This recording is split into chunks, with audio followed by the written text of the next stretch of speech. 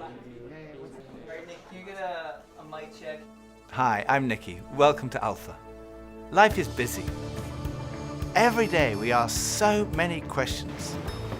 What should I wear? What's the weather going to be like? What's happening today? How am I going to fit everything in? But then there are those bigger questions. Like, why am I here? Where am I heading? Is this it? Is there more to life than this? These are life's big questions, but there's rarely enough time to think them through properly. We all have different perspectives on the meaning of life and faith, and Alpha is an opportunity to explore life's big questions. This is a great place to come together and talk about them openly and honestly. I'm Gemma. I'm Toby. And this is Alpha.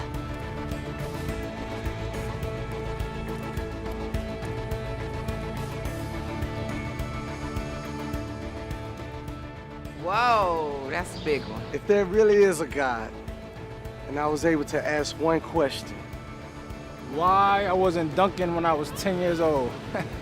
That's a good one. What's next? That'd be my question. I'll probably ask me the winning numbers on the lottery number, probably. So I can go and retire. What's heaven like? I'd probably ask him, what is he scared of? I don't think I would ask God a question, because I don't want to know. What happens when I die? Can I come back? Why couldn't my parents stay together when I was a kid? How did I get on this path that I'm on? What their plan was for all this, and whether or not we lived up to it. Am I doing this right? How'd I do? How'd I do? That's what I'd ask. How'd I do? If what I'm doing is kind of like aligned with my purpose in life, I would ask God, are we cool? I guess the ultimate question would be why? Why this and not nothing? Why do bad things happen to good people? Why the struggle? I would ask him why he made life so hard sometimes. Friends of mine told me that the first night they came to Alpha, they sat in their car for half an hour waiting and watching people going in. And eventually, when they'd seen enough normal-looking people going in, they thought they'd give it a try. And one thing that might be going through your mind is, am I going to be the only one there who doesn't believe all this stuff, who's not a Christian, that doesn't go to church? Well, if that's you, then you're in the right place. Alpha is designed for people who wouldn't call themselves Christians or who are not regular churchgoers. It might feel a bit strange to be discussing life and faith with people that you've never met before. But the best thing about Alpha is often the great friendships that are formed over the weeks. For much of my life, I was not remotely interested in Christianity. In fact, I didn't think I'd ever come to something like Alpha. I was not brought up as a Christian. My father was a secular Jew. He was an agnostic, and my mother didn't go to church, and I had no interest at all in Christianity. First of all, I just thought it was so boring. Everything to me about church, Christianity, religion was just dull and dreary. And it kind of made me feel a little bit guilty. I didn't know why, but I just didn't want to have anything to do with it. And I also thought it was untrue. I thought I'd sort of thought it through, and I'd come up with these intellectual objections, and I called myself, very pretentiously, I called myself a logical determinist. And I quite enjoyed arguing with people who called themselves Christians. And at university, I had a bit of a reputation for being an argumentative atheist. And I also thought it was irrelevant to my life. I couldn't see how someone who'd lived 2,000 years ago, 2,000 miles away, could have any relevance to my life today. It just seemed outdated and irrelevant. But at the same time, looking back now, I would say something was missing. I say that because I don't think I was living in the moment. I was always looking forward to the next thing in life. So when I was at school, I was thinking, when I finish my exams, maybe that will be when I'm going to really start to enjoy life. I finished my exams, and then after about 3 weeks, I started to think there's got to be more to life than this. And I thought, well, maybe when I've left school, that will be what life's all about. And then I left school, and after about 3 weeks, I started to think, there's got to be more to life than this. I thought, well, maybe the answer is to get a girlfriend. And somehow, I don't know how I managed it, but I managed to find a girlfriend. Again, after about 3 weeks, I started to think, there's got to be more to life than this. And basically, there was something missing. I was longing for more. The actor Jim Carrey once said, "I wish everyone could get rich and famous and have everything they've ever dreamed of. so they would know that's not the answer. Some people dream of having their name in lights, of fame and fortune. Some people dream of finding happiness through relationships, careers, money, whatever it may be. But do you ever get that niggly feeling that as good as those things are, there must be more to life? Yeah, all too often life just doesn't turn out the way we think it should. And even when it does and we achieve our wildest dreams, it's somehow never quite enough. It just doesn't satisfy. It's like there's something missing. The comedian and actor Russell Brand said, "Drugs and alcohol are not my problem. Reality is my problem. Drugs and alcohol are my solution to fill up a hole inside me." And Jesus said, "I am the bread of life." In other words, I'm the one who fulfills the longing that's deep inside every human heart. Jesus claimed to be the one person who can satisfy that spiritual hunger. Freddie Mercury, the lead singer of the rock group Queen, had amassed a huge fortune and attracted millions of fans. But he admitted in an interview shortly before his death that he was desperately lonely. He said this, "You can have everything in the world and still be the loneliest man, and that's the most bitter type of loneliness.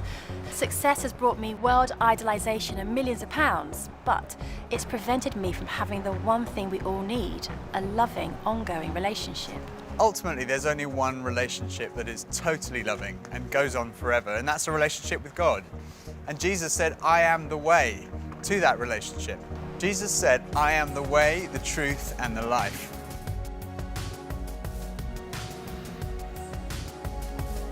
As of lately, a lot of picnics. Traveling, games, and fishing. Yoga, poetry, kissing. Love fishing. Skateboarding. Basketball. Basketball makes me happy. You want to go first? Love. Yeah, love is good. Shopping. Coffee, that's an easy one. Meeting new people makes me happy. Positive energy. People around me. Vacation, food, puppies. Getting my nails done makes me Music. I was gonna say music too. Something that I create. God makes me happy, and nature. Nature. Biking around. A good sunset. Connecting with people. Looking at trees and everything and it's just all a miracle for me. Feeling like I don't have any pressure on me makes me happy. Feeling like there's some purpose in my life. A good nap. Good food, working out, and spending quality time with my family. I think that's a good answer. When I was about 17, I was sitting having a burger with two friends, and we were looking out the window and commenting on a few of the stores across the street, and I suddenly realized that I couldn't read any of the signs, even if I squinted. So I asked if I could borrow one of my friend's pair of glasses, and as soon as I put them on, I realized I could see everything, like colors, shapes, words. I was amazed at how everything was so clear. And I could see before, but now I could really see.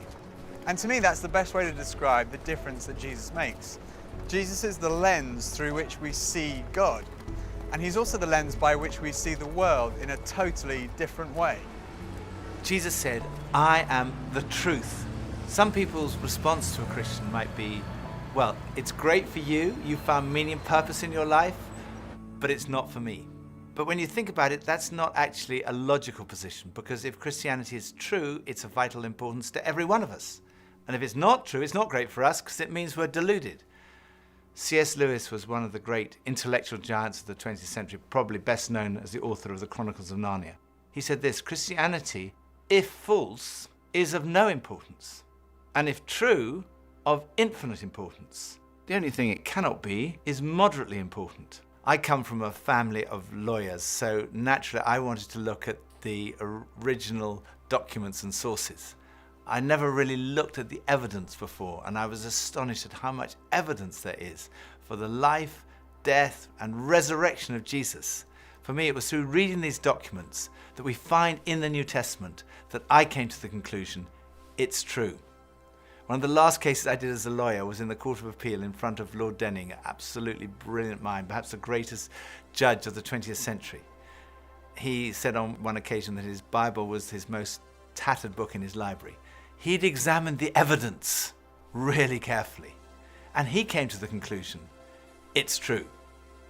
One former professor of history at Oxford University described the resurrection as the best attested fact in history. I hadn't realized how many of the pioneers of modern science were believers. Descartes, Newton, Kepler, Galileo, Locke, Copernicus, Faraday, Kelvin, Pasteur. Francis Collins, one of the greatest scientists of our time, was director of the Human Genome Project, mapping the 3 billion letters in the human DNA, considered by many to be the most significant scientific undertaking of our time. He describes how he encountered Jesus and came to believe in the truth of Christianity. Well, in the home where I grew up, faith was not something that was talked about very much. My father was a professor of drama, my mother a playwright. When I went to college and those discussions in the dorm late at night about religion began to occur, I had no particular reason to attach value to a faith system. It had never been something I was familiar with or had internalized at all. And I assumed that any religious feelings that anyone held must be on the basis of some emotional experience, and I didn't trust those, or on the basis of some childhood indoctrination, which I felt I was fortunate to have missed. I loved the experience of learning about the human body and all of the components of that, and I particularly loved being introduced to genetics. But then I ended up in the medical school curriculum sitting at the bedside of patients with diseases. This was no longer an abstract study of molecules and organ systems. These were real people. And one afternoon, one of my patients, a wonderful elderly woman, much like a grandmother, who had very bad heart disease. She had a particularly bad episode of chest pain while I was with her. She got through it, and at the end of that, explained to me how her faith was the thing that helped her in that situation. She realized that the doctors around her weren't really giving her that much help, but her faith was. And after she finished her own very personal description of that faith, she turned to me, and I had been silent, and she looked at me quizzically, and she said, "What do you believe, doctor?" And ultimately, I had to admit to myself that her question had made me realize that I had arrived at an answer to the most important issue that we humans ever deal with. Is there a God? And I had arrived there without ever really looking at the evidence. And I was supposed to be a scientist. If there's one thing scientists claim they do is to arrive at conclusions based upon evidence. And I hadn't taken the trouble to do that. I was greatly assisted by a pastor who lived down the road, who I went and asked about all this, and who gave me a copy of C.S. Lewis's wonderful book, Mere Christianity. Because here was an Oxford scholar, a prodigiously developed intellect, who had traveled the same path. Within those pages, I realized for the first time that one can come to belief on a rational basis, and that in fact, given the many pointers that one sees around oneself in terms of the universe and it having a beginning, and its fine-tuning in terms of the way in which all those constants that determine the behavior of matter and energy seem to have been set just in a certain very precise range to make life possible. And many other things, including my beloved mathematics and why they actually work anyway to describe the universe, something that makes you think the Creator must have been a mathematician. That brought me then to the person of Jesus Christ as a person who was historically extremely well documented. That was news to me. I thought Christ was as much myth as history, and I realized after reading more about it, this was a historical figure upon which we have a great deal of evidence for his existence and his teachings, and even his rising from the dead in a literal way. That day at my patient's bedside started a journey for me. A journey that I was reluctant to begin, but I felt I needed to. A journey that I thought would result in strengthening my atheism, but to my surprise, resulted in my conversion. There's a difference between knowing facts about someone and really knowing them personally. Now, I've known my husband Phil for 3 years now, but suppose if before we met, I found him on a website called The Amazing Man. Now, there's no doubt I would have looked at him and thought, okay, I'm intrigued. But what if each page was dedicated to his amazing abilities, his sparkling personality, his tender heart, his extraordinary intelligence, and his cooking abilities? Well, I would think, wow, he does sound like an amazing person. But that's head knowledge. But I also have the privilege of being married to him, And I know that he's an amazing person, which is knowledge that comes from experience and relationship, and that's heart knowledge. When Jesus said, "I am the truth," he was talking about more than just a kind of intellectual truth. The Hebrew understanding of truth was truth as experienced. And there's a big difference between a kind of intellectual knowledge and a personal knowledge, between your head and your heart. So when someone says, "I know Jesus is the truth," they're not just talking about being convinced of the evidence. They're also talking about experiencing a relationship with the risen Jesus Christ. So Jesus said, "I am the way, the truth," and lastly he said, "I am the life. I have come that you may have life and have it to the full." Jesus came to deal with the things in our lives that stop us from enjoying life to the full, the things that spoil our lives. I hate shopping. I loathe it. I think I'm allergic to shopping. But occasionally my wife Pippa persuades me to go shopping, and just after Christmas it was the sales and she persuaded me to go shopping, and we went into the shop and we bought this very nice new sweater, the same colour as all my other sweaters, and we left the shop and we went to buy a present for her, and we went into this ghastly shop. It was so crowded, it was unbelievable, and even Pippa had had enough and she said, "Okay, we're leaving." So we went to leave, and as we left, the security alarm went off, and the security guys moved in very quickly and they stopped us all from leaving. And like the crowd that was trying to leave was stopped, and the crowd that was trying to come in was stopped, and we were there right in the middle. The 6 of us who were going through the security at that one time were all taken off and sectioned off from all the rest. And they wanted to see which one of the 6 of us had set off the alarm. So they sent one of them through, and that was fine. They obviously hadn't set it off. Then they sent the next one through. They obviously hadn't set it off. Then the 3rd, then the 4th. None of them set it off. So it was left with Pippa and I were standing there, and I thought, oh my goodness, I'm married to a shoplifter. It must be Pippa who's got set off the alarm. So they sent her through, and she didn't set it off. So I thought, oh my goodness, I've obviously got something. Someone must have planted something on me. I'm going to be arrested. I'm going to be sent to prison. All the crowd were watching, both sides. They were just watching this criminal who'd been caught going through. So they went through, and as I went through, the alarm went off. They took me to the side. They opened up my rucksack on my back, and there they found this sweater from the other shop with the tag still on it. I felt so guilty. That was like false guilt. I also sometimes experience true feelings of guilt because I do things that are not right, that are not good. And this is the wonderful news that God loves you and he loves me.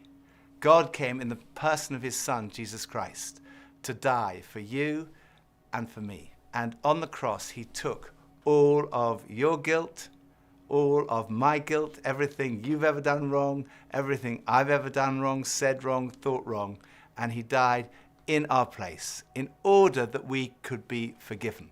And forgiveness, C.S. Lewis said, it's like a recording of our life wiped completely clean. And when we receive that forgiveness, we find life, and life in all its fullness. And that's what Jesus wants for you and for me. Life in all its fullness. Life at its very, very best. I think for so many years, I always just strived to be strong in myself. And it was as if that all I needed was me and my buddies and, we'd be like invincible. But the truth is, none of us are. And I don't want to do this thing called life. I don't want to do it on my own. And it kind of feels like my longing for this light inside is now stronger than my fear of what others might think. And people often ask, well, doesn't that make faith like a crutch? And, well, maybe, but, what does a crutch do? A crutch helps you stand, and it makes you stronger. And in that case, sure, I need a bit of that. But especially when it's so much more than that. When this faith inside is also like a backbone, helping me stand tall and helping me be strong when I'm really up against it, facing those odds, whether it's on a mountain or stuck in some jungle or just dealing with the storms, with the storms of life. Sure, I need it. I need that. But at heart, my Christian faith says that I'm known to Christ. Bought at a price, blessed with light. Faith says that we're loved, regardless of our mess, regardless of how many times we fall down, and that Jesus somehow picks me up. And sure, I'll reach out to that. Why wouldn't I? I used to think Christianity was boring, untrue, and irrelevant. But when I read about Jesus, I realized he was anything but. Jesus said he's the way to God. He's the one who brings meaning and purpose to your life. He said he's the truth. He said he's the life, that true fulfillment is found in a relationship with God through him. Alpha is a place where you can be yourself. You can say what you think and challenge everything. No question is too complex or too simple.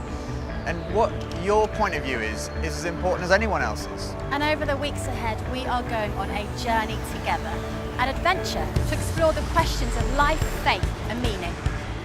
Think of it this way. If you live to be 70, you're going to spend 20 years and 3 months asleep, 10 years and 5 months watching TV, 5 years and 9 months in some form of transportation, 7 years and 6 months eating and drinking. You have approximately 570,000 hours left to live. So why not spend less than 24 of them asking life's biggest questions? Welcome to Alpha.